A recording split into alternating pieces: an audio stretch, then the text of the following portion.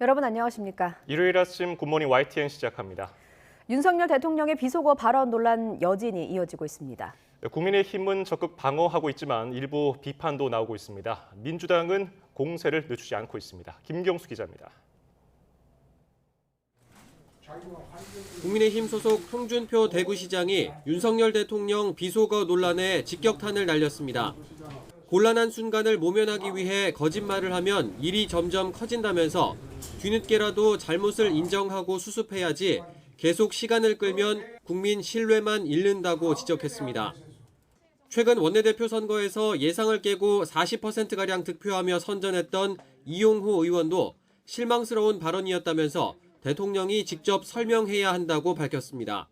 대통령께서 그때 당시의 상황을 말씀을 하시고 정확히 뭐였다? 어떤 의미였다? 그런 의미로 이게 진짜 바이든인지 아니면 날리면인지 아니면 또 다른 것인지 그 당시 배경을 설명을 하시고. 반면 국민의힘은 야당이 대통령의 혼잣말을 왜곡했다는 게 공식 입장인데 일부 의원들은 더 적극적으로 엄호에 나서기도 했습니다. 친윤계로 분류되는 배현진, 유상범, 박수영 의원은 잡음을 제거한 윤 대통령 육성을 들어보면 욕설이나 바이든이란 단어가 없다고 주장했습니다. 야권을 향한 역공에도 나섰습니다. 권성동, 조수진 의원은 더불어민주당 이재명 대표가 이번 논란을 비판할 자격이 있느냐며 과거 이 대표의 형수 욕설 논란을 소환했습니다. 김기현 의원은 정파적 이익에만 몰두해 가짜뉴스를 확대 재생산하고 있다며 과거 광우병 사태가 재현되는 것 같다고 비판했습니다. 민주당은 윤 대통령이 비속어를 쓴 것이 명백한데도 광우병 사태를 운운하며 혹세무민한다고 반박했습니다. 또 지난 일주일 국격이 무너졌다며 윤 대통령 순방 외교 일정 전체를 싸잡아 비판했습니다. 윤 대통령 발언과 대통령실 해명을 둘러싼 여야의 설전 수위가 점점 높아지면서 전국이 얼어붙을 가능성도 그만큼 커지고 있습니다. YTN 김경수입니다. 윤석열 대통령이 5박 7일 동안에 영국, 미국, 캐나다 순방을 마치고 귀국했습니다. 윤 대통령은 우리 시각으로 어제 새벽 캐나다 오타와를 떠나 어젯밤 늦게 한국에 도착했습니다. 앞서 윤 대통령은 지난 18일 고 엘리자베스 2세 여왕 국장 참석을 위해서 영국 런던으로 향했습니다. 이후 미국 뉴욕으로 이동해 유엔 총회 기조연설, 한일 약식회담, 한미 환담 등을 진행했습니다. 뉴욕 일정을 마친 뒤에는 캐나다로 이동해 AI 석학자 대담, 캐나다 주스탱 트리도 총리와 정상회담 등의 일정을 진행했습니다. 더불어민주당 이재명 대표가 이번 주에 취임 한 달을 맞습니다. 민생 입법을 강조하면서 정기국회 주도권을 선점하는 데 주력하고 있지만 당대표 취임 이후 본격화하고 있는 사법 리스크 등은 여전히 불안 요소로 꼽히고 있습니다. 조성호 기자입니다. 지난달 28일 압도적 지지로 당선된 민주당 이재명 대표는 민생을 위해 머리를 맞대자며 윤석열 대통령에게 영수회담 제안을 던졌습니다. 여야를 떠나서 정파를 떠나서 허심탄회하게 머리를 맞대고 논의할 수 있는 절차와 형식은 전혀 구애받지 않겠다는 말씀을 드리고 민주당도 정기국회에 들어서자마자 민생 입법에 속도를 내며 지원 사격에 나섰습니다. 쌀값 안정을 위한 양곡관리법 개정안을 농림축산식품해양수산위원회 소위원회에서 단독 의결하면서 정부 여당을 압박했습니다. 윤석열 정부의 세제 개편안은 초부자 감세, 첫 예산안은 서민 예산 삭감이라며 전선을 명확히 그었습니다. 169석, 다수 의석을 앞세워 대한정당으로서 존재감을 각인시켜야 한다는 이 대표 의지가 반영됐다는 평가입니다. 이 대표는 동시에 문재인 전 대통령을 예방하는가 하면 축하한다는 덕담해 주셨고 또 우리 민주당이 앞으로 갈 길에 대해서 조언도 해 주셨습니다. 중진부터 초재선 의원들까지 두루 만나는 식사 정치를 재개하면서 대선 경선부터 이어진 당내 갈등을 봉합하는 데도 힘을 쏟았습니다. 자신의 사법 리스크와 관련해서도 단 한 차례 언급하긴 했지만 정쟁과는 애써 거리를 둬왔습니다. 정부도 정쟁 또는 야당 탄압 또 정적 제거 이런 데 너무 국가 역량을 소모하지는 마시고 국민의 삶을 개선하는 민생 개선 하지만 선거법 위반으로 기소된 데 이어 부인과 아들, 측근들까지 검찰과 경찰 수사선상에 올라 있는 것은 잠재적인 부담 요인일 수밖에 없습니다. 여기에 국민의힘 내홍과 윤 대통령의 외교 실수 등이 주목받으면서 대선과 지방선거 패배 이후 당 상황에 대한 객관적 평가는 오히려 뒤로 밀리고 있다는 지적도 나옵니다. 국정감사와 예산국회를 앞두고 사법 리스크를 우회하고 민생에 주력하는 이재명 대표의 기조는 이어질 거로 보입니다. 이런 구상은 오는 28일 이 대표의 첫 국회 교섭단체 대표연설에서 구체적으로 드러날 전망입니다. YTN 조성호입니다. 민주노총이 어제 서울 용산 대통령실 앞에서 대규모 집회를 열었습니다. 조합원 수천 명이 모여서 이른바 노란 봉투법으로 불리는 노조법 개정을 촉구했습니다. 박정현 기자입니다. 붉은 머리띠를 둘러맨 노동자들이 통제된 도로 위를 가득 채웠습니다. 서울 용산 대통령실 인근에서 열린 민주노총 결의대회입니다. 참가자들은 윤석열 정부가 추진하는 노동시간 유연화, 중대재해처벌법 개정 등을 반노동정책으로 규정하고 정책 중단을 촉구했습니다. 국가의 역할이 어느 때보다 절박한 지금 정부는 손을 놓겠다고 합니다.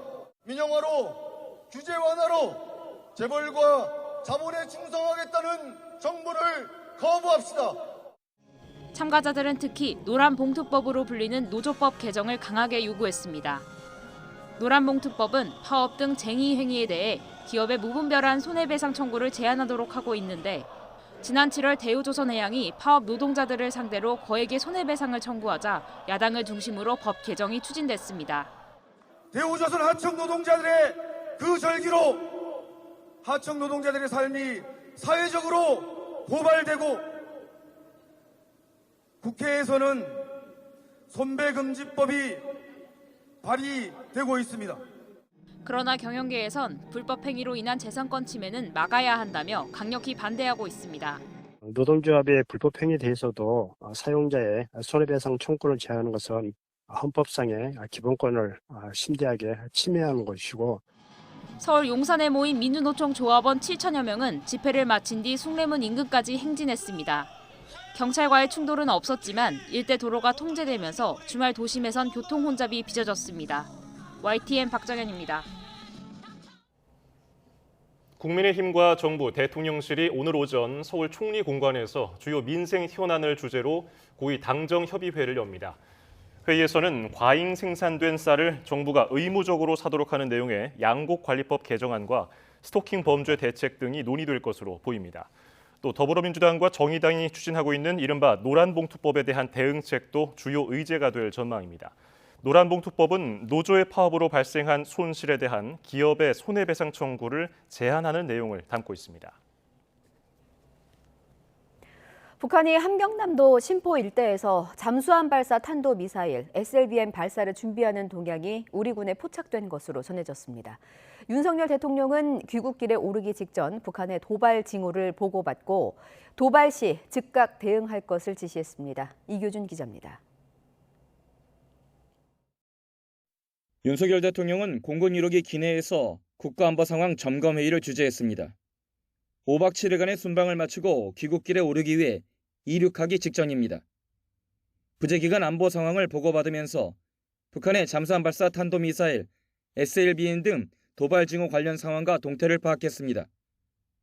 윤 대통령은 이종석 국방부 장관에게 상황이 발생할 경우 미리 준비한 대응 조치를 즉각 시행할 것을 지시했습니다. 대통령실이 회의 내용과 함께 북한의 도발 징후를 선제적으로 공개한 것은 이례적으로 대북 경고 성격이 강해 보입니다. 군 당국은 지난 21일에서 22일 잠수함과 SLBM 개발 시설 등이 있는 신포 일대에서 관련 동향을 포착한 것으로 전해졌습니다. 군은 북측의 동향을 예의주시하면서 철저한 대비태세를 갖추고 있다고 밝혔습니다. 군은 5년 만에 한반도에 전개된 미국의 핵추진 항공모함 로널드 레이건함과 이달 말 동해에서 연합해상훈련을 실시할 예정입니다. 북한이 SLBM 도발을 감행한다면 이는 고강도 도발을 재개하고 나선 것으로 한반도 긴장이 더 고조될 것이란 우려가 나옵니다. SLBM은 파괴력이 매우 큰 전략무기 형태이기 때문에 고강도 도발 이미 확실한 것이고요. 그 이후에 북한이 더욱더 고강도 도발 7차 핵실험의 가능성까지 열고 본격적으로 자신들의 길을 다시금 간다라고 볼 수도 있겠죠. 북한은 핵도발 위협 수위를 높이고 있는 가운데 여러 발의 SLBM을 탑재할 수 있는 3,000톤급 이상 신형 잠수함 개발 등을 서두르고 있는 것으로 관측됩니다. 북한 전문 매체 38노스는 지난 18일 신포 조선소 일대의 선박 직결상을 촬영한 인공위성 사진을 토대로 북한이 새 잠수함 진수를 준비하고 있다고 분석했습니다. YTN 이교준입니다. 이종석 국방부 장관이 어제 폴 제이 러케모라 한미연합사령관과 함께 부산 작전기지에 입항한 미국의 핵추진 항공모함 로널드 레이건함을 방문해 항모 운용에 대해 보고받고 굳건한 한미연합 작전태세 유지를 당부했습니다. 북한의 잠수함 발사 탄도미사일 SLBM 발사 준비 동향이 군 당국에 포착된 가운데 한미 군 수뇌부가 미국의 대표적 전략 자산인 항모를 함께 찾아 굳건한 연합 방위 태세를 강조한 것입니다. 이 장관은 이 자리에서 북한이 핵 사용을 기도한다면 한미의 압도적 대응에 직면할 것이라고 경고했습니다. 검찰이 탈북어민 북송 사건과 관련해 문재인 정부의 장관급을 피의자로 소환하면서 당시 청와대 고위직의 소환도 임박했다는 관측이 나오고 있습니다. 서해 피격 사건과 마찬가지로 의사결정자들의 직권 남용 혐의가 핵심인데 관련 자료에 대한 삭제 행위가 있었는지를 규명하는 게 관건입니다. 보도에 손유정 기자입니다. 탈북어민 북송 사건 수사팀은 문재인 정부의 장관급 인사로는 처음으로 김현철 전 통일부 장관을 2차례 소환 조사했습니다. 수사가 본격화되면서 서훈 전 국정원장과 정의용 전 국가안보실장 등 당시 정부의 주요 고위직도 조만간 소환될 거란 관측이 나옵니다. 앞서 국정원은 지난 7월 어민들에 대한 합동조사를 강제로 조기 종료시킨 혐의 등으로 서 전 원장을 고발했습니다. 대표 혐의는 상대방에게 의무 없는 일을 하게 할 때 적용되는 직권남용 권리행사 방해죄인데 직권남용죄는 직권이 남용됐는지 상대방의 직무 범위가 아닌 일을 시켰는지 입증하는 게 까다로운 데다 정부의 정치적 결정이나 재량 행위라는 반박 때문에 유죄를 끌어내는 게 어렵습니다. 때문에 결국 자료 삭제와 같은 구체적인 위법 행위가 있었는지 입증하는 게 관건이 될 거란 관측이 많습니다. 당시 정부 고위직이 임의로 실무진에게 관련 자료 삭제를 지시한 사실이 확인되면 이를 중심으로 범죄 사실을 구성할 수 있기 때문입니다. 검찰이 어민들의 합동조사 상황이 담긴 보고서에서 귀순 관련 표현이 삭제되고 또 대공 혐의점이 없다는 내용이 추가됐다는 의혹을 중점적으로 들여다보는 이유입니다. 서해 피격 사건도 마찬가지입니다. 박지원 전 국정원장이 첩보 보고서 등을 무단 삭제했는지가 주요 수사 대상입니다. 지난 1일부터 시작된 대통령 기록관 압수수색에서 사건 직후 열렸던 청와대 관계장관 회의 기록이 발견되지 않는다면 수사 방향이 자료 삭제 의혹으로 틀어질 수도 있다는 전망이 나오기도 합니다. 두 사건의 본질은 탈북 어민들이 귀순 의사에 반해 강제 북송됐는지 또 이른바 피격 공무원에 대한 월북몰이가 있었는지 여부입니다. 하지만 백운규 전 산업통상자원부 장관 등이 연루된 월성원전 경제성 조작 사건처럼 핵심 쟁점이 자료 삭제 의혹으로 옮아가는 양상입니다. YTN 손유정입니다.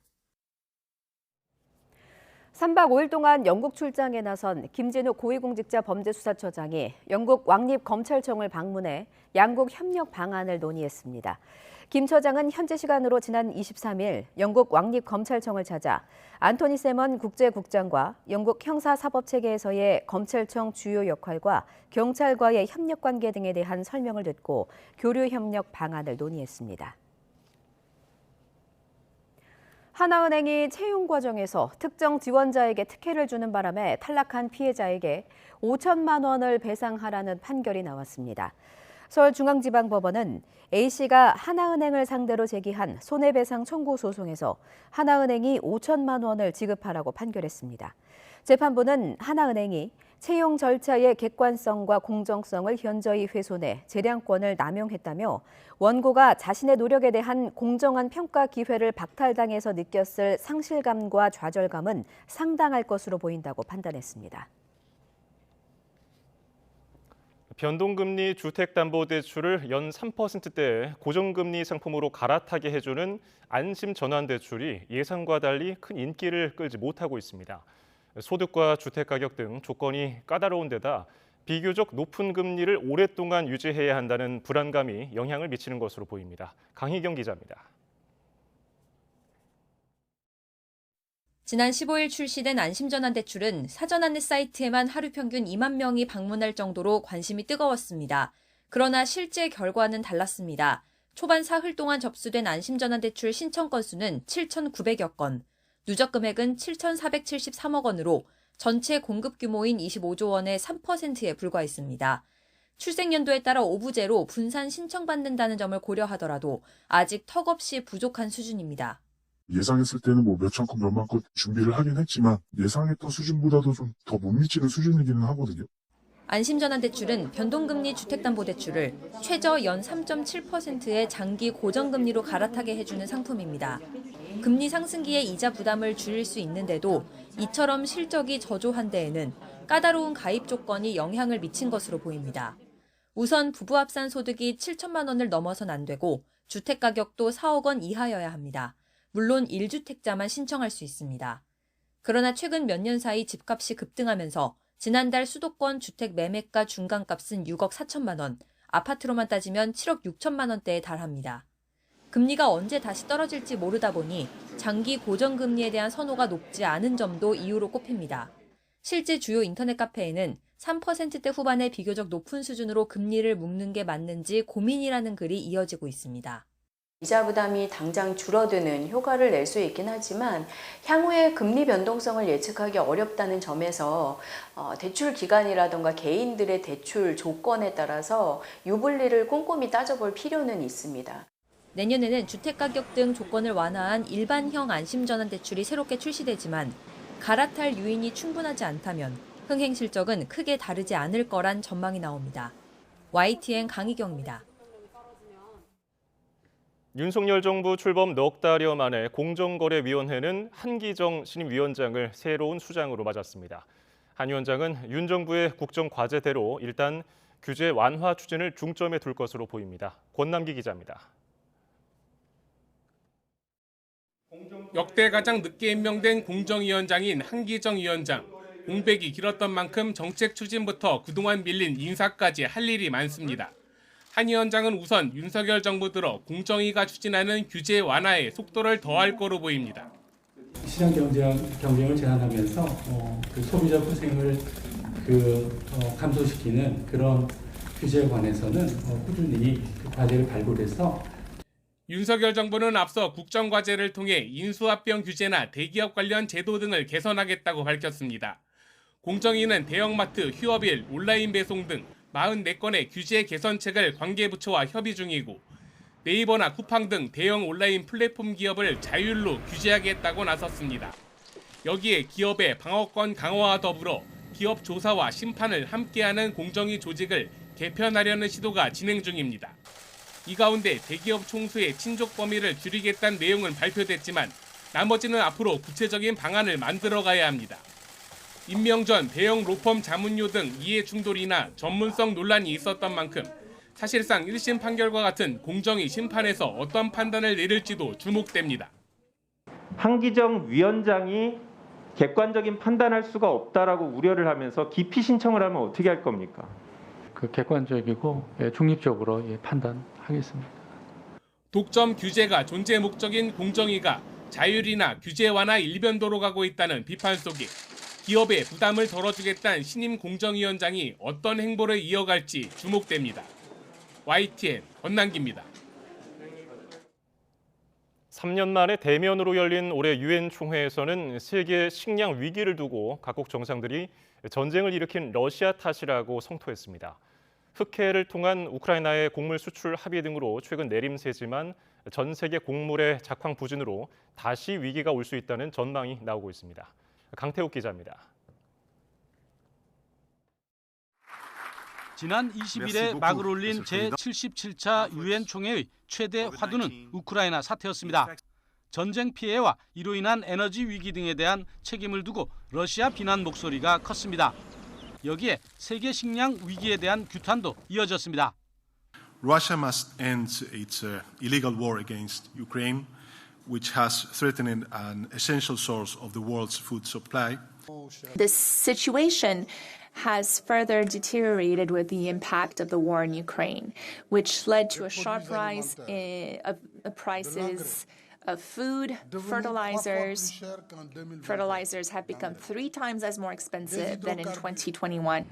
국제 곡물 가격은 지난 2월 말 러시아의 우크라이나 침공 직후 급등세를 보였습니다.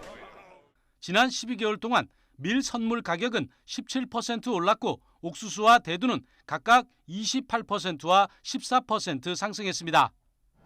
다만 지난 7월 러시아와 우크라이나가 흑해를 통한 곡물 수출에 합의하고 세계 경제 침체 전망이 복합적으로 작용하면서 하락세로 돌아섰습니다.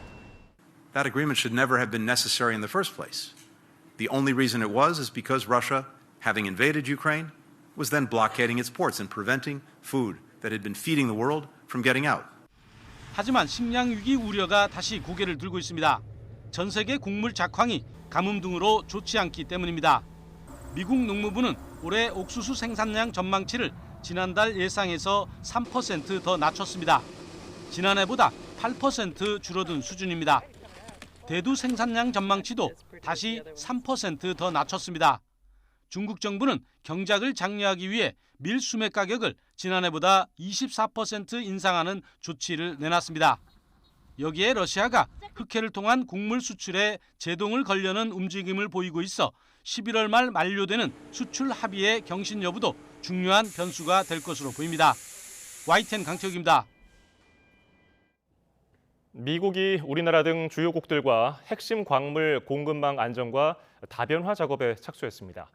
히토류 등 중국이 장악하고 있는 광물 공급망을 분산시키려는 본격적인 시도에 나선 겁니다. 이종수 기자입니다.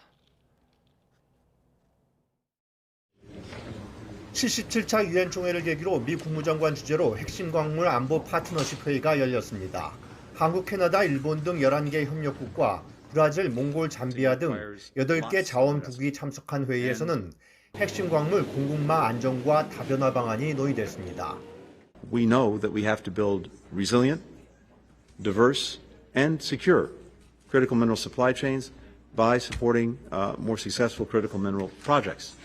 미국 주도로 지난 6월 출범한 핵심 광물 안보 파트너십 MSP는 청정 에너지 전환에 필요한 핵심 광물 공급망을 안정적으로 확보하기 위한 다자 협력체입니다.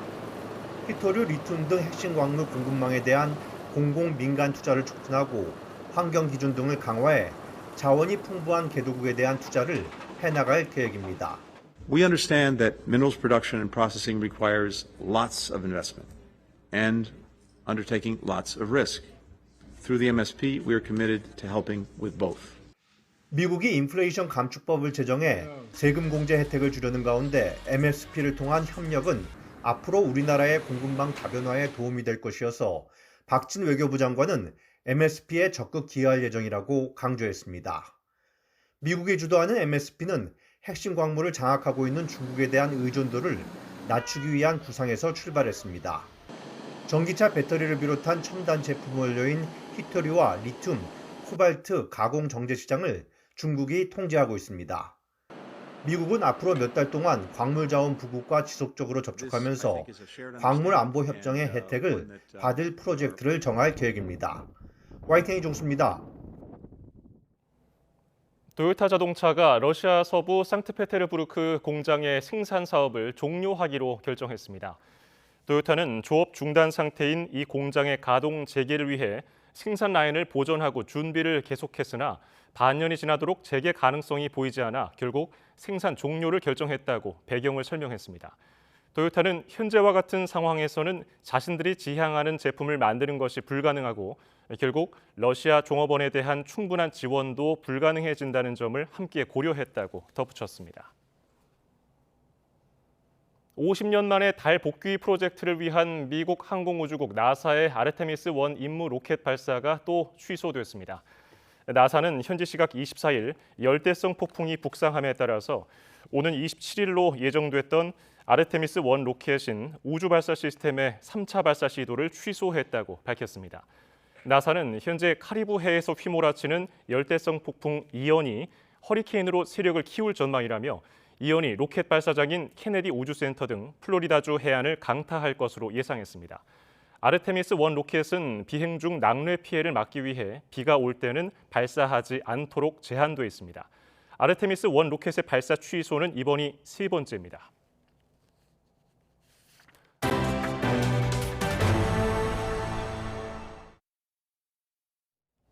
어젯밤 9시까지 전국에서 코로나19 신규 확진자가 2만 명대를 기록했습니다. 서울시 등 각 지방자치단체에 따르면 어제 0시부터 오후 9시까지 전국 17개 시도에서 확진 판정을 받은 사람은 2만 5,065명으로 집계됐습니다. 전날 같은 시간대보다 3,500여 명이 줄었습니다. 토요일 같은 시간대 기준 7월 9일 이후 11주 만에 최저 기록입니다. 오늘 발표될 신규 확진자 수는 2만 명대에 머물 것으로 보입니다. 서울교통공사 소속 여성 영무원이 살해된 사건에 대해 김상범 서울교통공사 사장이 공식 사과를 했습니다. 고인의 명복을 빌면서 피해자 정보가 무방비로 노출된 구조를 개선하겠다고 밝혔습니다. 하지만 사건 발생 열흘 만에 이루어진 것이라서 늑장 사과 비판은 피하기 어려워 보입니다. 임성호 기자입니다. 전주환에게 피살된 영무원이 일하던 서울 지하철 2호선 신당역 분향소를 김상범 서울교통공사 사장이 찾았습니다. 지난 14일 사건 발생 이후 처음입니다. 불의의 사건으로 유명을 달리하신 고인의 명복을 빕니다. 여러 가지 현장 다니고 대책이라든가 그런 걸 하다 보니까 공식적인 사과가 좀 늦어졌습니다. 죄송합니다. 김 사장은 고인이 솔선수범하고 모범이 되는 직원이었다며 오랫동안 스토킹에 시달린 사실을 뒤늦게 알아 애통하다고 말했습니다.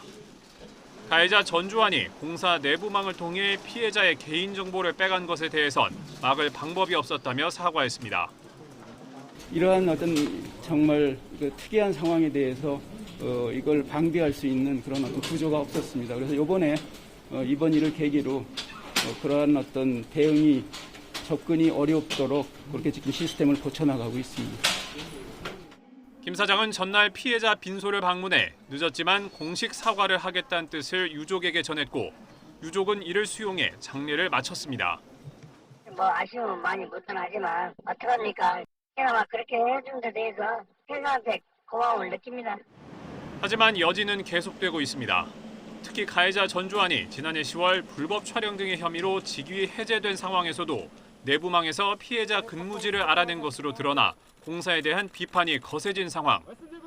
여기에다 검찰이 최근 공사를 압수수색하는 등 본격적으로 강제 수사에 돌입했고 국무총리실 산하 개인정보보호위원회도 위법 소지가 있다고 보고 따로 공사를 조사하고 있습니다.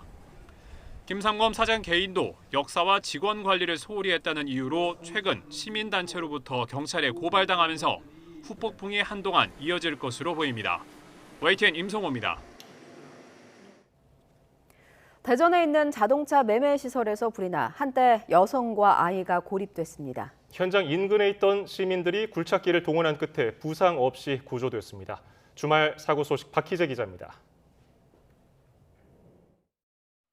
불난 건물에서 여성이 아이를 들어 굴착기 버킷에 태웁니다. 애기야 타야 돼! 여성도 난간을 넘어 조심스럽게 버킷에 몸을 씻습니다. 대전 복용동에 있는 자동차 매매 시설에서 불이 나 고립된 시민들이 구조되는 모습입니다. 다행히 다친 사람은 없었고 소방당국은 불이 난 차량 정비업체에서 화재 원인을 조사하고 있습니다. 아파트 꼭대기층에서 시뻘건 불길이 치솟아 오릅니다. 낮 1시쯤 대전 중촌동에 있는 아파트 5층에서 불이 나 40여 분 만에 꺼졌습니다. 다친 사람은 없었지만 집 내부가 모두 탔습니다. 소방당국은 방 안에서 정기적 요인으로 불이 난 것으로 추정하고 있습니다. 아침에는 서울 압구정동 아파트 14층에서 불이 났습니다. 인명피해는 없었고 5천만 원어치의 재산 피해가 났습니다. 휘뿌연 연기가 하늘로 뿜어져 나옵니다. 오전 9시 반쯤 경북 경산시 남천면에 있는 육가공 공장에서 불이 났습니다. 가공식품과 건물 상당수가 타 5억 원의 재산 피해가 났습니다. 오전 11시 40분쯤에는 경부고속도로 서울 방향 안성휴게소 근처에서 7중 추돌 사고가 나 10명이 다쳤습니다. 사고 처리 과정에서 도로가 통제되면서 극심한 정체가 빚어지기도 했습니다. YTN 박희재입니다. 러시아가 동원령을 내리고 젊은이들을 징집하자 국경에는 탈출 행렬이 이어지고 있습니다. 러시아 내부에서는 이번 징집이 농촌이나 소수 민족에게 편중됐다는 불만도 나오고 있습니다. 강성훈 기자가 보도합니다. 러시아에서 카자흐스탄으로 나가는 국경 도로입니다. 평소 다니던 대형 화물차들 말고도 안쪽 차선에 승용차들이 길게 늘어서 있습니다. 동원령 발령 이후 러시아를 떠나려는 차량이 계속 몰리고 있는 겁니다. Вон там граница. Вот легковые все стоят. 러시아 남쪽 조지아와의 국경에도 탈출 행렬이 이어지고 있습니다. 군 경험이 없는 사람과 대학생까지 징집에 나서자 불안감은 커졌습니다. Приходят повестки не всем подряд, то есть никто не знает, кому придет повестка завтра. 자전거에 중요한 물건만 싣고 서둘러 국경을 빠져나오는 사람들도 눈에 띕니다. 명분 없는 전쟁에 목숨을 맡길 수 없다는 게 러시아를 떠나는 이유입니다. Режим от режима, который убивает людей. Сначала внутри убивал страны, потом снаружи убивает. 이런 가운데도 러시아 각지에서 예비군의 징집은 계속되고 있습니다. 하지만 입대에 응하는 사람들도 이번 전쟁은 확신이 서지 않습니다. Конечно, готов, но не сейчас, конечно, вот в данное время, потому что вот я не думаю, вот это не моя война, вот. 뉴욕타임스 신문은 징집 대상자가 농촌이나 오지에 편중돼 저항이 생기고 있다고 보도했습니다. 대도시의 반전 여론을 무마해 보려는 건데 일부 소수민족과 지방의 반발이 감지되고 있습니다. YTN 강성웅입니다. 샤를 미셸 유럽연합 EU 정상회의 상임의장이 푸틴 러시아 대통령의 군 동원령을 피해서 탈출하는 러시아인을 유럽이 수용해야 한다는 의견을 밝혔습니다. 미셸 의장은 지난 23일 미국 정치 전문 매체 폴리티코와의 한 인터뷰에서 EU가 크렘린궁의 도구가 되고 싶지 않은 사람들에게 열려 있다는 것을 보여줘야 한다고 말했습니다. 그는 EU는 원칙적으로 정치 견해가 다르다는 이유로 위험에 처한 사람들을 수용해야 한다고 생각한다고 말했습니다. 러시아와 국경을 접하고 있는 폴란드와 발트 3국은 징집을 피해서 러시아를 탈출하는 남성들의 망명을 허용하지 않기로 했다고 월스트리트 저널이 현지 시간 23일 보도했습니다. 이들 국가는 군 동원령을 피해서 도망친 러시아인의 입국으로 이어질 수 있는 망명 기준을 확대하는 것을 배제한다는 공동의 방침을 정한 것으로 전해졌습니다. 월스트리트 저널과 인터뷰를 한 관리들은 수많은 잠재적 징집병을 받아들여 자국의 내부 안전을 위험하게 하는 일은 할 수 없다고 밝혔습니다. 프로야구 5위 기아와 6위 NC가 벌인 운명의 3연전에서 기아가 2승 1패로 위닝 시리즈를 거뒀습니다. 기아 선발 이의리가 눈부신 역투를 펼치면서 위기의 팀을 구해냈습니다. 허재원 기자입니다. 2회 투아웃 만루 기회에서 기아 1번 타자 류지혁이 우전 적시타로 주자 2명을 불러들입니다. 곧이어 2번 이창진까지 1타점 적시타를 터뜨리며 기아가 석점 차로 앞서갑니다. 반대로 NC 타선은 거저 얻은 득점 기회를 살리지 못했습니다. 3회 말 기아 선발 이의리가 갑작스러운 제구난조로 볼넷 3개를 연달아 내줘 무사 만루 기회를 잡았는데 NC가 자랑하는 중심 타선 박건우와 양의지, 마티니가 모두 삼진으로 물러나며 한 점도 뽑아내지 못했습니다. 볼넷 3개를 내주고 곧바로 삼진 3개로 이닝을 마무리한 것, 1990년 태평양의 최창호에 이어 32년 만에 나온 역대 2번째 기록입니다. 이후 안정을 되찾은 이의리가 6회까지 NC 타선을 완벽하게 틀어막고 7회부터 이준영과 장현식, 정혜영이 1이닝씩을 책임지면서 기아는 값진 3대0 팀 완봉승을 거뒀습니다. 5위 기아는 6위 NC와의 승차를 다시 한 경기 반으로 벌렸고 올 시즌 상대 전적도 9승 7패 우세로 마무리해 5위 수성을 향한 유리한 고지를 점했습니다. 볼이 좀 많이 날려서 좀 걱정을 했었는데 동원 선배님께서 리드를 잘 해주셔서 좋은 결과를 낸 것 같습니다. 정규리그 개막 후 한 번도 1위 자리를 빼앗기지 않은 SSG는 한국 시리즈 직행에 필요한 매직 넘버를 6경기로 줄였습니다. SSG는 두산을 상대로 홈런 5방을 터뜨리며 14대 5로 크게 i겼고 2위 LG가 최하위 하나에 0대 2로 발목이 잡히면서 두 팀의 격차는 4경기 반까지 벌어졌습니다. YTN 허재원입니다. 3D 영화 시대를 열었던 제임스 카메론 감독의 블록버스터 아바타가 13년 만에 귀환했습니다. 보디가드와 스파이더맨 등 외화부터 이정재 배우의 데뷔작 젊은 남자까지 한국 영화 10여 편이 잇따라 재개봉돼서 타임머신을 타고 관객들을 만납니다. 홍상희 기자입니다.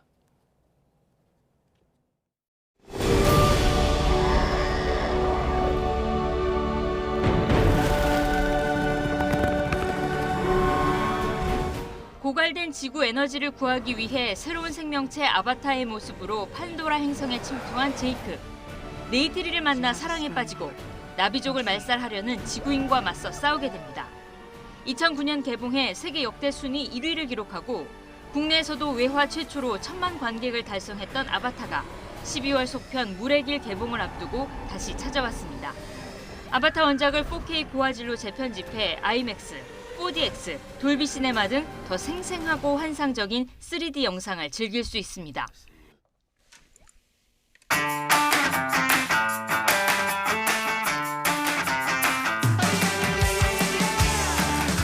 에미상 나무주연상 수상으로 한국 드라마의 새 역사를 쓴 이정재 배우의 데뷔작 젊은 남자도 28년 만에 다시 관객 앞에 섰습니다. 배창호 감독 데뷔 40주년을 기념해 역시 고화질로 재개봉하는데 세계적으로 부상한 배우의 시작을 되돌아볼 수 있습니다.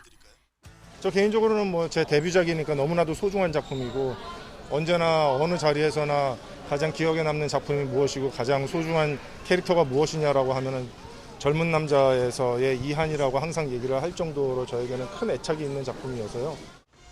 1952년 개봉한 고전 사랑은 비를 타고 1979년 극장판 만화 은하철도 999, 1992년작 보디가드와 지난해 흥행한 마블 시리즈 스파이더맨 노웨이 홈도 차례로 재개봉합니다. 이런 극장가의 재개봉 열풍은 여름 성수기 흥행 성적이 저조해 극장가 비수기가 일찍 찾아온 데 따른 배급사들의 전략으로 풀이됩니다. 여름 성수기 시장에서 흥행 성적이 좋지 않았던 것 때문에 국내 배급사들이 약간은 지금 개봉 일자를 조정하고 또 미루기도 하고 하는 그런 사이에 약간의 이제 그 스크린의 공백이 생기면서 재개봉 영화들이 좀 많이 그 스크린을 좀 나누고 있는 그런 상황입니다. 아바타 리마스터링이 팬들의 호응을 얻으며 순조로운 출발을 보인 가운데 검증된 작품들이 명불허전의 뒷심을 보일 수 있을지 관심입니다. YTN 홍상입니다. 이란에서 히잡 미착용 의문사에 항의하는 시위대와 치안 당국 간 충돌이 격화하면서 사망자가 속출하고 있습니다. 이란 국영TV는 현지 시각 23일 지난 17일 시위가 발생한 이래 35명이 숨졌다고 전했습니다. 공식 사상자 수는 추후 발표될 예정입니다. 여성들은 시위에서 두드러진 역할을 하고 있으며 항의의 표현으로 자신들의 히잡을 흔들면서 태우기도 했습니다. 이란에서는 지난 16일 한 20대 여성이 히잡을 쓰지 않았다는 이유로 경찰에 끌려갔다가 갑자기 숨졌다는 사실이 알려진 뒤에 전국적으로 시위가 확산하고 있습니다. 이 시각 주요 뉴스입니다. 미국 뉴욕 방문 당시 나온 윤석열 대통령의 비속어 발언 논란 여진이 이어지고 있습니다. 국민의힘이 역공에 나서는 등 적극 방어에 나서자 민주당도 공세의 고삐를 바짝 조이는 양상입니다. 북한이 함경남도 신포 일대에서 잠수함 발사 탄도미사일 SLBM 발사를 준비하는 동향을 우리 군이 포착한 것으로 전해졌습니다. 윤석열 대통령은 해외 순방 귀국길 기내에서 북한의 관련 보고를 받고 도발 시 즉각 대응할 것을 지시했습니다. 서울교통공사 소속 여성 연구원이 입사 동기 전주환에게 살해된 지 열흘 만에 서울교통공사 사장이 공식 사과했습니다. 피해자 개인정보가 무방비로 노출된 내부망을 개선하겠다고 밝혔는데 늑장 사과라는 비판은 피하기 어려워 보입니다. 민주노총이 서울 도심에서 반노동정책을 규탄하고 개혁 입법을 촉구하는 대규모 결의 대회를 열었습니다. 용산 대통령 집무실 인근에서 숭례문까지 행진에 나서면서 주변 도로에 극심한 정체가 빚어졌습니다. 실외 마스크 착용 의무 전면 해제가 내일 본격 시작되는 가운데 어젯밤 9시까지 전국에서 코로나19 신규 확진자가 2만 명대를 기록했습니다. 토요일 같은 시간대 기준 7월 9일 이후 11주 만에 최저 기록입니다. 50년 만에 달 복귀 프로젝트를 위한 아르테미스 로켓 발사가 또 취소됐습니다. 미국 항공우주국은 열대성 폭풍이 북상함에 따라 당초 오는 27일로 잡았던 아르테미스 로켓 우주 발사 시스템의 3차 발사를 취소했다고 밝혔습니다. 러시아가 동원령을 내려 젊은이들을 징집하면서 탈출 행렬이 이어지고 있는 가운데 유럽연합 정상회의 상임의장이 동원령을 피해 탈출하는 러시아인을 유럽이 수용해야 한다는 의견을 밝혔습니다. 이란에서 히잡 미착용 의문사에 항의하는 시위대와 치안 당국 간 충돌이 격화하면서 사망자가 속출하고 있습니다. 이란 국영TV는 지금까지 35명이 숨졌다고 전했습니다.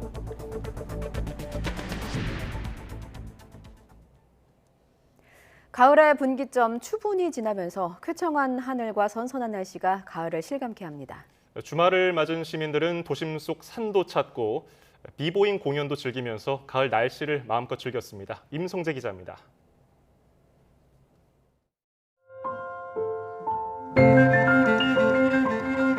파란 하늘의 그림 같은 구름, 절반이 붉게 물든 나뭇잎은 바람에 살랑이고 가족과 연인, 친구들은 청명한 날씨를 만끽하며 가을 산행을 즐깁니다. 뭐 상쾌하기도 하고 이제 저희가 결혼을 앞두고 있는데 이제 다이어트도 할 겸 이제 또 등산을 왔습니다.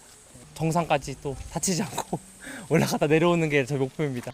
산중턱 바로 아래 공원에선 가족이 함께 즐길 수 있는 친환경 체험 행사가 나들이객들의 눈길을 사로잡습니다. 코로나19로 멈췄던 각종 지역 축제도 3년 만에 다시 열리면서 시민들의 발걸음이 이어지고 있습니다.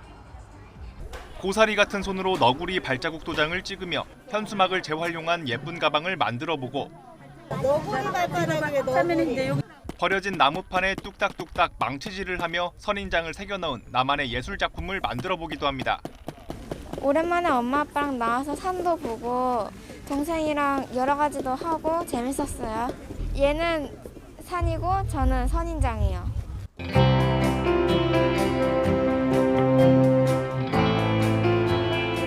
서울 도심 섬은 비보이 비걸들의 춤사위로 뜨겁게 달아올랐습니다. 긴장감이 흐르는 4대4 춤 대결. 화려한 기술의 고난도 동작이 이어지자 관객들 사이에선 절로 환호성이 터져나옵니다. 아무래도 코로나 이후에 오랜만에 이렇게 예술 행사 공연이 있어가지고 그 부분 듣고 오게 됐는데 아무래도 좀 더 음악과 함께 춤을 보다 보니까 좀 기분도 좋아지고 좀 리프레시함도 느낄 수 있는 것 같습니다. 절기상 추분이 지나면서 어느새 찾아온 가을. 시민들은 가을 바람도 맞고 젊은 춤꾼들의 열정도 관람하면서 일상 속 스트레스를 풀었습니다. YTN 임성재입니다. 북한이 함경남도 심포 일대에서 잠수함 발사 탄도미사일 SLBM 발사를 준비하는 동향을 우리 군이 포착한 것으로 전해졌습니다. 군 관계자는 북한의 SLBM 관련 시설과 활동을 예의주시하며 확고한 대비 태세를 유지하고 있다고 말했습니다. 북측의 동향은 미국의 원자력 추진 항공모함 로널드 레이건호가 부산 작전기지에 입항해 한미 연합훈련을 실시하는 데 대한 반발 성격일 수 있다는 분석이 나옵니다. 북한의 SLBM 발사 준비 동향은 대통령실 발표를 통해서 먼저 전해졌습니다.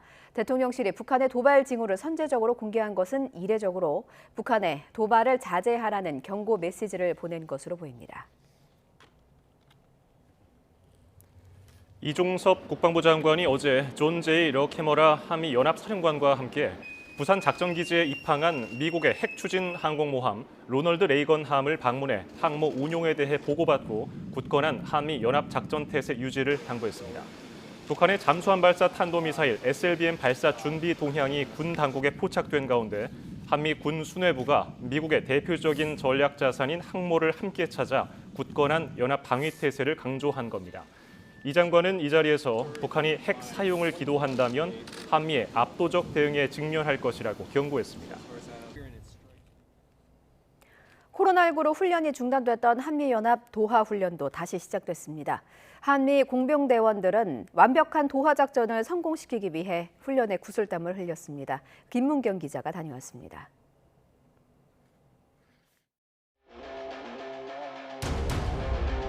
경기도 여주시 남한강변 일대 한미 공병대원과 기동부대원들이 한자리에 모였습니다. 작전 개시 명령이 떨어지자 K-21 장갑차 등이 거침없이 물속으로 돌진합니다. 부교를 설치할 수 없는 강이나 하천 상황을 가정해 부력 장치를 장착한 장갑차의 강습 도하가 시작된 겁니다. 하늘에선 미군 아파치와 우리군 코브라 공격 헬기가 강 건너 적진을 살피고 부교를 이용한 도하 작전도 시작됐습니다. 부교를 건설하기 위해 차량과 단정으로 운반된 40여 개의 교저를 한미 공병대원들이 힘을 합쳐 연결합니다. 돌려가지고 얘하고 얘를 붙여갖고 고정시키는 거예요. 차량으로 이동시킬 수 없는 교절은 미군 시누크 헬기를 이용해 강으로 실어 나릅니다. 우리 군과 주한미군의 1시간여 작업 끝에 250여 미터 길이의 부교가 완성됐습니다. 55톤 중량의 K2 전차도 거뜬히 건널 정도로 튼튼합니다. 전 평시 완벽한 도하작전 지원을 위해 실지형에서 장병들이 교육훈련에 열심히 매진하고 있습니다. So the goal for this training was to work with our ROC counterparts to build a bridge together to prove our capabilities and to improve our training for both U.S. and ROC soldiers. 도하 훈련 과정에서 틈을 보일 경우 유사시 작전 실패로 이어질 수 있는 만큼 한미 장병들은 한치의 오차도 허용하지 않겠다는 각오로 구슬땀을 흘렸습니다. YTN 김문경입니다. 러시아가 우크라이나 전쟁과 관련해 국방 차관과 삼성 장군을 전격 경질했습니다. AFP 보도 등에 따르면 러시아 국방부는 현지 시각 24일 텔레그램을 통해 드미틀피 불가코프 육군 대장 겸 국방 차관이 해임되고 총참모부 산하 국방관리센터 지휘관 미하일 미진체프 중장도 교체된다고 밝혔습니다. 이 같은 인사 조치는 최근 우크라이나군의 동북부 수복 작전으로 러시아군이 하르키우주에서 병력을 철수하는 등 전선 곳곳에서 밀리는 상황을 두고 군 수뇌부에 책임을 물은 것으로 풀이됩니다. 특히 불가코프 대장과 미진체프 중장이 군의 병참 지휘를 맡고 있었다는 점에서 러시아 국방부는 최근 교전의 주된 패인이 병참 문제라고 판단한 것으로 보입니다. 왕이 중국 국무위원 겸 외교부장이 유엔 총회에서 우크라이나 사태에 대해 외교적 해결이 필요하다고 밝혔습니다. 왕 부장은 러시아와 우크라이나가 휴전 협상에 나서는 것이 급선무라면서 우크라이나 사태의 위기가 다른 지역까지 확산하는 것을 방지해야 한다고 촉구했습니다. 앞서 왕 부장은 지난 22일 유엔 안전보장이사회의 우크라이나 문제 관련 외교장관 회의에서도 각 측은 모두 자제력을 유지하고 대치를 심화시키는 언행을 피해야 한다고 밝혔습니다. 대규모 한일 민간 교류 행사인 한일 축제 한마당이 오늘 오전 서울 삼성동 코엑스에서 열립니다. 그동안 코로나19 여파로 온라인으로 열렸었는데 올해 다시 만나는 기쁨이라는 주제로 일부 행사가 3년 만에 대면 행사로 진행됩니다. 이번 축제는 한일 소년소녀 합창단 공연을 시작으로 양국의 전통 무용과 기악 무대, 한일 합작 아이돌 그룹 버스터즈를 비롯한 K-팝과 J-팝 가수 등 한일 양국의 다채로운 공연이 펼쳐집니다. 최근 인도가 국내 총생산 규모에서 처음으로 영국을 앞지르며 세계 5위의 경제 대국에 올랐다는 소식이 전해졌습니다. 하지만 밥상 물가가 무섭게 오르면서 시민들의 경제 부담은 극심해지고 있다고 하는데요. 인도에서 김성미 리포터가 전해왔습니다. 지난달 인도의 소비자 물가 지수는 지난해 같은 기간보다 7% 올랐습니다. 특히 밥상 물가와 연관이 깊은 식품 물가 오름세가 계속되면서 서민들의 가계 부담이 한층 더 커지고 있습니다. 생활비를 최대한 줄이기 위해 대형마트 대신 재래시장을 찾는 사람도 크게 늘었습니다. 전에는 대형마트나 한국 식재료점에서 주로 쇼핑을 했었는데요. 이제는 현지인들이 자주 이용하는 재래시장을 이용하고 있습니다. 왜냐하면 물건들도 싸고 특히 달걀 값이 꾸준히 오르면서 19에 200루피, 우리 돈 3,000원이 넘고 감자는 지난달과 비교해 20% 가까이 가격이 올랐습니다. 수입에 의존하는 연어는 1kg에 3,600루피, 우리 돈 6만 원이 넘습니다. 이곳은 제가 채소와 과일 등을 사기 위해 자주 찾는 상점인데요. 며칠 전과 비교해보면 10에서 20% 정도의 가격 상승이 눈에 보입니다. 한인들이 주로 찾는 한인마트의 사정은 더합니다.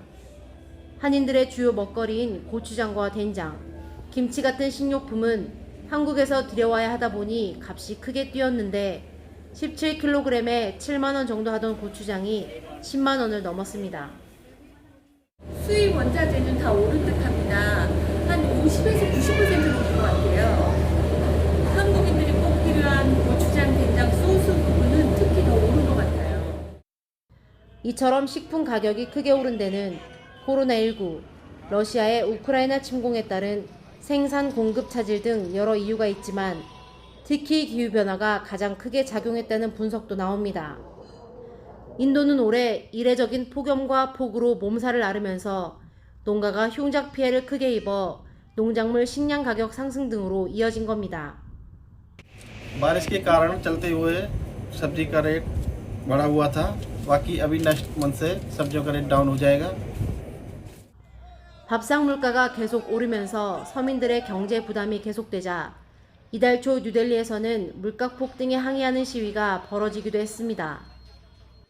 किसान युवा आज के टाइम में मोदी सरकार के राज में सब दुखी हैं। कोशिश तो ये है कि प्राइस कम हो जाए, गवर्नमेंट को थोड़ा सा प्राइस डाउन करना चाहिए क्योंकि प्राइस काफ़ी हाई हो गया, इसलिए परचेज करने में भी काफ़ी ज़्यादा दिक्कत आता है कोई भी चीज़. 과거 영국의 식민지였던 인도가 비약적인 경제 발전을 이루며 올해 국내 총생산 규모에서 영국을 앞질렀다는 소식이 전해지고 있지만 정작 물가 상승으로 인해 시민들의 경제적 어려움은 극심해지고 있습니다. 인도에서 YTN 김성미입니다. 영국 엘리자베스 2세가 런던 웨스트민스터에서의 장례식을 마지막으로 영면에 들었습니다. 여왕이 눈을 감은 스코틀랜드에서도 성대한 추도 예배가 열렸는데요. 하지만 정작 스코틀랜드 시민들은 두 자릿수대 물가 상승률에 신음하고 있다고 합니다. 신예진 리포터가 현장 목소리를 전합니다.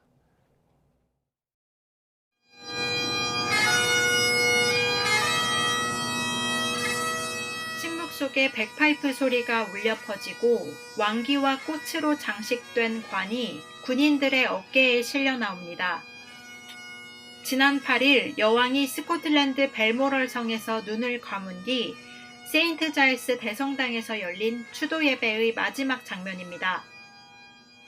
여왕의 관이 이곳에서 처음 대중에 공개되며 스코틀랜드에도 세간의 관심이 쏠렸습니다. 하지만 정작 스코틀랜드 시민들은 폭등한 에너지 요금과 물가로 고통받고 있어 열흘 넘게 거행된 성대한 장례 절차와 대비를 이루고 있습니다. 전기, 가스, 민영화로 가정마다 다른 회사의 요금을 내는 영국에선 에너지 규제 기관 오프잼이 소비자 요금 상한을 정하는데 2020년 10월 연 1,042파운드였던 에너지 상한가는 지난해 10월 1,277파운드로 올랐고 올해 4월엔 1,971파운드로 약 54% 뛰었습니다. I mean, it's almost doubled. Shorter showers and turning up the lights more. Yeah, I started showering at my local gym. Might as well. 여기에다 다음 달에도 에너지 요금 인상이 예정돼 있습니다. 오프잼이 에너지 상한가를 연 3,549파운드로 올리겠다고 해 논란이 되자 리즈 트러스 총리는 향후 2년간 2,500파운드, 약 397만 원으로 동결하겠다고 밝혔습니다. 그래도 지금보다 약 27% 높습니다. 가뜩이나 10%를 오르내리는 물가 상승률에 고통받는 시민들의 시름이 더욱 깊어가는 이유입니다. 최근 몇 달 사이에 정말 장보기 물가가 많이 올랐다는 거는 체감을 하고 있거든요. 예를 들면은 계란이 6구에 1파운드였다면은 어제 마트를 갔을 때 1.25파운드인 걸 보면서 When I go into a supermarket, really looking for the budget items and making sure I'm meal counting carefully and maybe eating the same meal 4 days in a row. 여왕 서거 전에는 물가 상승으로 사실상 줄어든 임금을 올려달라며 우편 청소 노동자가 잇따라 파업해 도심에 쓰레기가 쌓일 만큼 물가 상승이 심각한 상황. 정부는 각 가정에 에너지 보조금을 지급하겠다고 나섰지만 올겨울엔 빵이냐 난방이냐를 고민해야 할 것이라는 말까지 나옵니다. 스코틀랜드 에든버러에서 YTN 월드 신예진입니다. 지난해 주택 가격이 급등한 뉴질랜드에서는 노숙인들이 증가하며 몸살을 앓고 있습니다. 길거리나 임시 거처에 살면서 당장 하루하루 먹고 사는 문제를 걱정하는 주민들이 늘고 있는데요. 어려운 이웃을 돕기 위해 한인 동포들이 나섰습니다. 이준섭 리포터가 전합니다. 짐을 잔뜩 들고 온 사람들이 거리에 자리를 잡습니다. 매주 일요일 점심때면 거리에 노숙인을 찾아오는 도시락 나눔 한인 봉사단입니다. 배식 준비를 채 마치기도 전부터 노숙인들의 대기 행렬이 이어집니다. 벌써 4년째 식사 나눔을 해왔다는 김주표 씨는 최근 들어 부쩍 노숙인이 늘어났다고 말합니다. 요즘 뉴질랜드의 물가가 하루가 다르게 이렇게 치솟고 있는데 그에 따라서 홈리스 분들도 조금씩 늘어나고 있는 것 같습니다. 저희들 보통 50명 내외로 이렇게 오시는데 못 보시던 분들도 많이 최근에 계시거든요. 그래서 그런 걸로 봐서 좀 늘어나고 있는 추세인 것 같습니다. 코로나19와 우크라이나 사태 여파로 30여 년 만에 가장 높은 물가 상승률을 기록한 뉴질랜드. 주택 매매와 임대료도 치솟으면서 지난해 OECD 국가들 가운데 부동산 위험 순위 세계 1위에 선정됐을 만큼 상황이 심각합니다. 거리뿐만 아니라 남의 집 차고나 텐트에서 생활하는 경우 등 안정적인 거주지가 없는 이들을 모두 노숙인으로 구분하기 때문에 노숙인 숫자는 더욱 증가하고 있습니다. 지난 2017년 말 21명 정도였던 텐트 생활자는 올해 6월 말엔 4배로 늘어난 84명 정도로 집계됐고 자동차에서 생활하는 아동의 수도 2017년 말 51명에서 228명으로 급격히 늘었습니다. 이번에 팬데믹으로 인해서 주택 가격이 굉장히 많이 올랐거든요. 주택 가격이 오른 것은 이제 렌트비하고도 또 연계가 되고요. 그러니까 주거 빈민의 이제 그 수준이 조금씩 높아지는 이제 그런 경향이 이제 아마 홈리스의 증가를 가져올 수 있다고 생각을 합니다. 이렇게 노숙인이 증가하면서 한인 동포들이 나섰습니다. 어려운 이웃에게 생필품을 나눠주거나 정기적으로 아침과 점심을 주는 한인 단체만 뉴질랜드 전역에 10곳이 넘습니다. Yeah, it's very important. Well, it does come in use, especially with the needies, especially with people that are struggling with day-to-day life, with every day of life. 지난해까지 과열됐던 뉴질랜드 부동산 시장은 정부의 금리 인상으로 다소 잡힐 것으로 전망됩니다. 하지만 노숙인의 안정적인 주거 마련이 당장은 쉽지 않은 만큼 앞으로도 한인 동포들은 이웃 돕기를 계속 이어갈 계획입니다. 뉴질랜드 오클랜드에서 YTN 월드 이준섭입니다. 코로나19 팬데믹 기간에 배달 수요가 늘면서 플라스틱으로 만든 일회용품 사용도 급증해 환경오염 우려가 커지고 있는데요. 캐나다 정부가 일회용 플라스틱으로 만든 제품을 연말부터 제조하지 않겠다고 밝혀서 주목됩니다. 장지훈 리포터가 전해왔습니다. 매년 300만 톤이 넘는 플라스틱 폐기물이 쏟아져 나오는 캐나다. 캐나다 정부는 오는 12월부터 일회용 플라스틱 제품의 제조와 수입을 금지하고 내년 말부터는 이미 만들어진 플라스틱 제품의 판매도 금지하겠다고 밝혔습니다. 플라스틱 폐기물 제로를 목표로 일회용 플라스틱 제조를 지난해부터 단계적으로 금지할 계획이었지만 코로나19 확산으로 지연돼 올해 말부터 시행하는 겁니다. By banning harmful single-use plastics as early as 2021, and by making companies responsible for recycling their plastic waste, we're protecting our wildlife and giving our kids and grandkids a cleaner and healthier future. 정부가 지정한 주요 금지 품목에는 비닐봉지와 포장용기, 포크, 나이프, 캔 음료 포장용 고리, 빨대 등이 있습니다. 이에 따라 대형마트는 비닐봉지 공급을 중단하고 음료 생산 기업은 포장용 고리를 종이로 바꾸는 등 민간에서도 플라스틱 폐기물을 줄이기 위한 노력이 잇따르고 있습니다.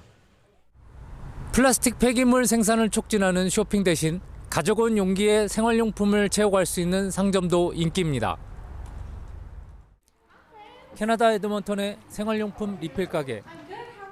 가져온 용기에 샴푸나 세제를 넣어갈 수 있고 플라스틱이 아닌 대나무로 만든 칫솔 같은 친환경 제품도 살 수 있습니다. 친환경 소비를 추구하는 소비자들이 늘면서 이 가게는 온라인과 배달 등으로 사업을 확장했습니다. We started this business in January of 2020, so that was 2 months before the first lockdown in Canada. And during that lockdown, we ended up having to deliver. We had to close the store for a month. But since then, we were able to reopen, and we've grown and hired new employees, and we've been doing very well. An inconvenience, I would say, would probably be lugging around my jars and kind of having to be better at knowing when I'm going to run out of things. And I'm just kind of getting used to it as well. 하지만 플라스틱 탈출에 드는 비용은 과제로 남아 있습니다. 리필 상품의 가격이 플라스틱 용기에 든 기성품보다 비싸고 영세 상공업자의 경우 포장 용기를 바꾸려면 더 큰 비용이 들기 때문입니다. 스푼, 포크, 에브리띵 다 모든 게 다 플라스틱이니까 뭐 봉지 뭐 이런 것도 전수 이제 종이 봉지로 해야 되고 그러니까 비용적인 면에서는 엄청 한 2배, 3배 정도 차이 나죠. 그렇다면 이제 음식값을 올려야 되나? 플라스틱 제조 수입이 금지되면 기업이 지속 가능한 해법을 제공할 것이라는 당국의 설명에도 추가 비용 문제를 해결하지 못할 경우 탈플라스틱에 드는 부담이 결국 소비자 몫으로 돌아갈 것이라는 지적이 나오는 이유입니다. 환경 보호를 위해 뗀 큰 발걸음이 지속적인 효과를 거두기 위해선 소상공인과 소비자 지원책 등 더 치밀하고 현실적인 접근이 필요해 보입니다. 캐나다 에드먼턴에서 YTN 월드 장지훈입니다. 강원도 산간 지역은 계곡 등 소규모 취수원에 의존하고 있어서 가뭄이 발생하면 식수 부족을 겪는데요. 국내 연구진이 가뭄에도 안정적으로 물을 공급받을 수 있는 모래 저장형 댐, 이른바 샌드댐을 국내 최초로 개발했습니다. 양회영 기자입니다. 45가구가 옹기종기 모여 사는 강원도의 한 산간마을. 주민들은 계곡에서 내려오는 물을 식수로 사용하고 있습니다. 오염원이 없어 물이 깨끗하지만 계절에 따라 수량 변동이 심해 그동안 물 걱정이 끊이질 않았습니다. 비가 와서 장마지면은 그때 이제 문제가 없는데 가물 오면은 이제 물이 적바르니까 그러니까 이제 고통을 겪고 밥할 때만 이제 열었다가 이제 잠갔다 이랬죠.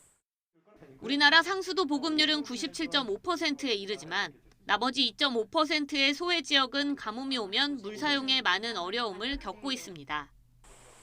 그런데 국내 연구진이 가뭄이 와도 최소 열흘 이상 안정적으로 물을 공급받을 수 있는 모래 저장형 댐, 이른바 샌드댐을 개발했습니다. 네, 저는 지금 샌드댐 위에 서 있습니다. 겉으로 보기엔 메마른 모래지만 살짝만 파보면 모래 안으로 물이 가득 차 있는 것을 볼 수 있습니다. 샌드댐은 모래에 물을 저장하는 방식으로 크기가 다른 세 종류의 모래와 자갈을 차례로 쌓아 만들었습니다. 지하수가 없는 지역의 샌드댐으로 인공 지하수를 만든 셈입니다. 샌드댐은 물을 모래층에 저장하기 때문에 증발을 막고 거의 얼지도 않아 가뭄이 와도 안정적으로 물 공급이 가능합니다. 샌드댐 건설로 이 지역에는 하루 190톤의 물을 마을로 공급할 수 있게 됐는데 모래층의 자연 여과 기능으로 수질 개선 효과도 얻었습니다. 작은 구멍이 나 있는 파이프를 설치를 해서 물을 집수 모아가지고 기존 관로에 연결하는 그런 체계가 맞춰져 있고요. 모래 입자가 파이프에 이제 끼어서 흐름을 방해하지 못하게 하는 필터팩 스크린을 저희가 개발을 해서 특허를 출원한 그런 상태입니다. 이번에 개발한 샌드댐은 올해 말 춘천시에 이관돼 영구적으로 관리될 예정입니다. 식수를 자연계곡에서 얻는 지역은 전국에 600여 곳. 연구진은 상수도 설치 비용의 10% 수준이면 샌드댐을 만들 수 있으며 실증 시험까지 마친 만큼 전국의 다른 물 소외 지역에도 샌드댐을 적용할 수 있을 것으로 기대했습니다. YTN 사이언스 양우영입니다. 심하면 실명까지 유발하는 황반변성 환자가 크게 늘고 있습니다. 특히 40, 50대 환자가 4년 사이에 2배 이상 증가해 비교적 젊더라도 주의가 필요합니다. 김평정 기자입니다. 이 70대 환자는 10년 전 갑자기 시야가 흐려지고 사물이 휘어 보이는 증상을 겪었습니다. 왼쪽 눈이 흐리고 잘 안 보여요. 저가 안 보이고 좀 형체가 이상해져요. 이거 어떻게 설명하기가 어려울 정도로. 정상이 아니야 하여튼 이상하게 보여요. 이상하게. 병원에 갔더니 망막 중심부 황반에 이상 혈관이 자라고 있었습니다. 황반변성 중에서도 진행 속도가 빠른 습성 황반변성인데 치료 시기를 놓쳤다면 실명에 이를 수도 있었습니다. 이렇게 망막세포의 노폐물이 잘 처리되지 못하고 축적돼 물체가 구부러져 보이는 황반변성 환자가 최근 급격히 늘고 있습니다. 지난 2017년에 16만 6천 명이던 환자 규모가 4년 뒤 38만 1,000명으로 2.3배나 커진 겁니다. 60대 환자의 증가율이 가장 높았지만 비교적 젊은 40대와 50대 환자도 2배 이상 급증했습니다. 주된 원인은 노화지만 비만과 고지혈증, 흡연과 유전도 영향을 주는 만큼 40대와 50대도 안심할 수 없습니다. 안저 검사를 정기적으로 이제 받으시는 게 중요하고 특히 이게 유전하고 약간 관계가 있기 때문에 친척이나 부모나 이런 부분에서 황반변성 때문에 실명하신 분이 있으신 분들은 꼭 나이가 50이 되시면은 안저 검진을 하기를 추천을 드립니다. 시력과 백내장 검사 외에 안저 검사도 주기적으로 받아야 망막 안에 이상이 있는지 조기에 발견할 수 있습니다. 시야가 흐려지고 왜곡되거나 안 보이는 부분이 생기면 황반변성이 이미 진행 중일 수 있어 곧바로 병원에 가야 합니다. 특히 이상혈관이 자라 빠르게 시력이 저하되는 습성 황반변성으로 진행하면 실명까지 이를 수 있기 때문입니다. 무엇보다 황반변성 위험을 3배가량 높이는 흡연은 꼭 피하고 야외 활동 때는 선글라스로 자외선을 차단하는 것이 좋습니다. YTN 김평정입니다.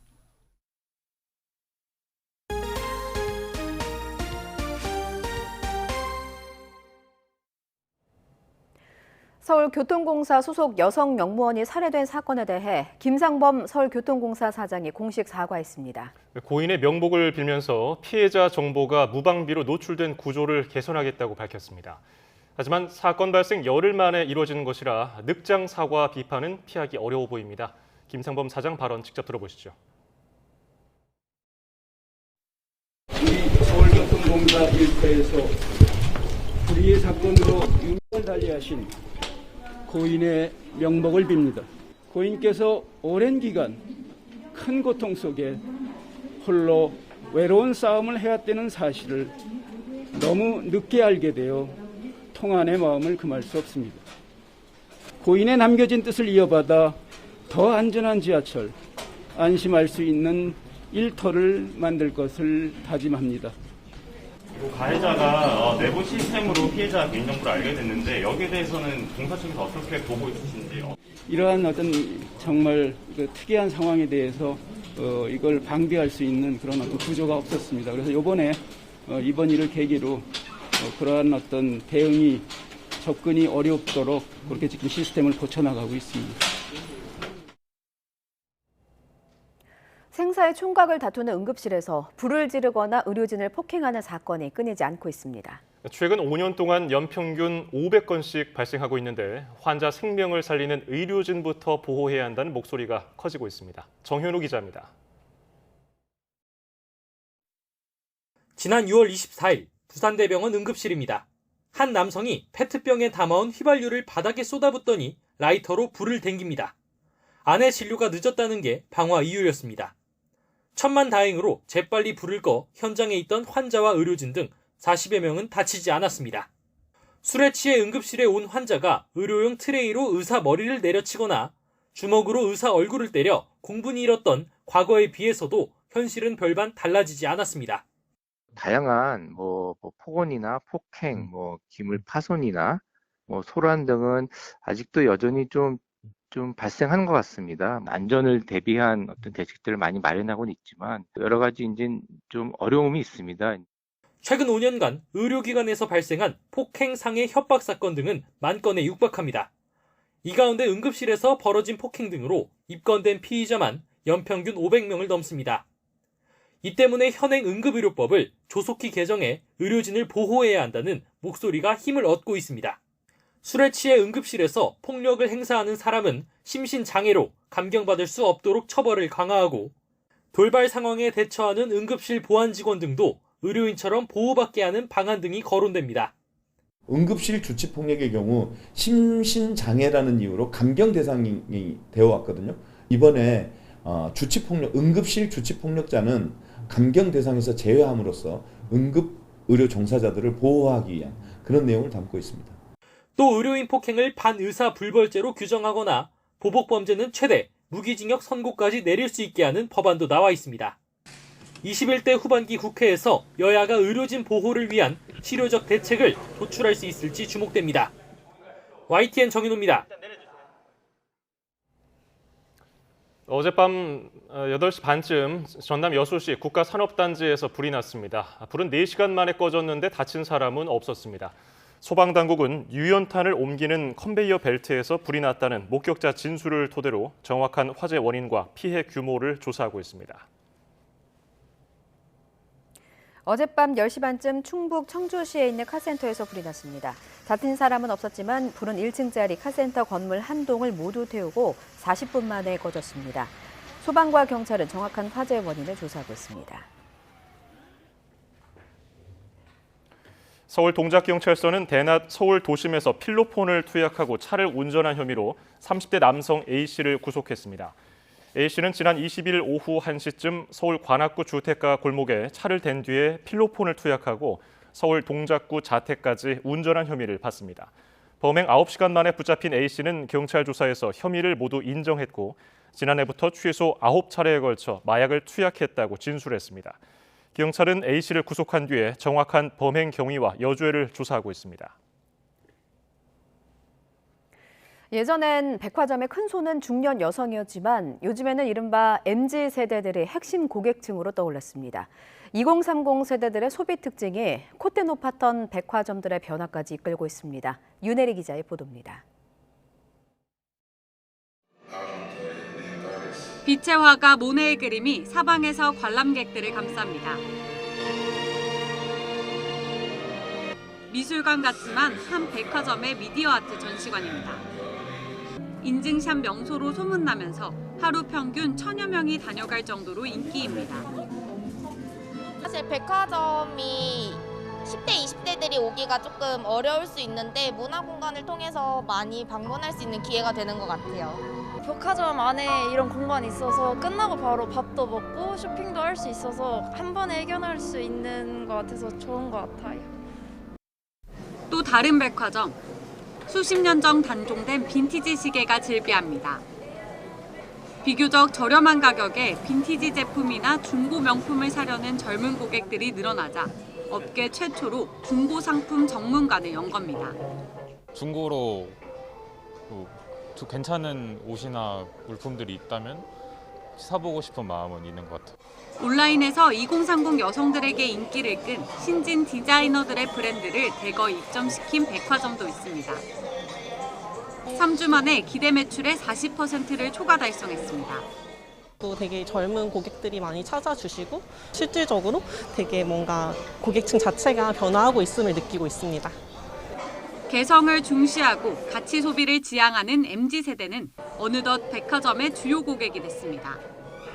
5년 전만 해도 백화점에서 100만 원 이상 돈을 쓰는 연령층은 40대에서 60대 여성이 가장 많았지만 지난해 상반기에는 20대에서 30대 여성이 1위로 올라섰습니다. 강력한 구매 잠재력을 앞세운 MZ 고객들이 콧대 높은 백화점들을 변화시키고 있는 겁니다.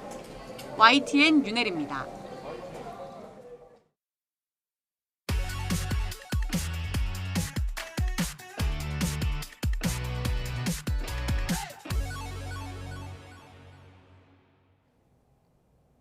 새로운 농업 기술이나 건강한 먹거리를 만드는 좋은 사례를 전해드리는 신농업 비즈니스 시간입니다.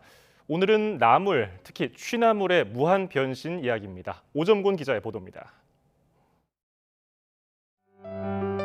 태풍 때문에 다소 뒤늦게 우리 곁에 온 화창한 가을날. 남해 바다를 바로 코앞에 둔 밭에서는 나물 수확이 한창인데요. 취나물입니다. 바다의 해풍과 햇빛을 받고 잘 자라니까 우리 공취나물 전국에서 제일 유명해요. 최고요! 날씨가 따뜻해서 사계절 노지 재배가 가능한 지역. 네, 혈액순환에 좋은 것으로 알려진 이 취나물의 최대 산지는 바로 이곳 고흥입니다. 전국 유통량의 40%가량이 이곳에서 생산된다고 합니다. 신선한 고흥 취나물이나 곤드레나물을 초음파 버블 세척한 뒤에 색소나 방부제 처리 없이 천연 장아찌를 만드는 사회적 기업이었습니다. 가장 신경 쓰는 부분은 짜지 않게, 즉 저염식 발효 숙성입니다. 옛날 거는 짜게만 오래 보관해야 되니까. 근데 저희는 식초를 넣어서 그 염도를 낮췄어요. 채소하고. 저염식으로. 네. 취나물 한 주먹과 바라, 현미 등을 섞은 나물 쉐이크도 만들고 있는데 최근 미국과 일본 수출길이 열리기도 했습니다.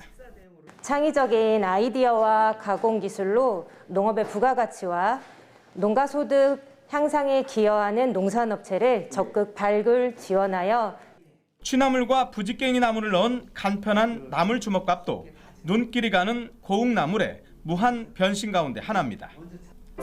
특히 사회적 기업은 현지 농가들과 계약 재배를 통해서 나물을 조달하면서 지역 경제 활성화는 물론 고령의 어르신 일자리 창출에도 기여하고 있습니다. YTN 오점곤입니다. 허리케인 피오나가 캐나다 동부를 강타하면서 수십만 가구가 정전됐다고 로이터 통신이 현지 시각 24일 보도했습니다. 캐나다 동부 태평양 연안에 위치한 노바스코샤주 전력회사는 고객의 79%인 41만 4천 가구가 정전됐고 인근 프린스 에드워드 아일랜드 주에서는 95%인 8만 2천 가구의 전기가 끊겼다고 밝혔습니다. 뉴펀들랜드주 남서부의 가장 큰 도시인 포트 오바스크는 비상사태를 선포하고 홍수와 도로 침수 피해를 당한 주민들을 대피시키고 있습니다. 미국 국립 허리케인 센터는 피오나가 허리케인에서 포스트 열대성 사이클론으로 바뀌었지만 여전히 시속 137km의 강풍을 동반하고 있다고 전했습니다.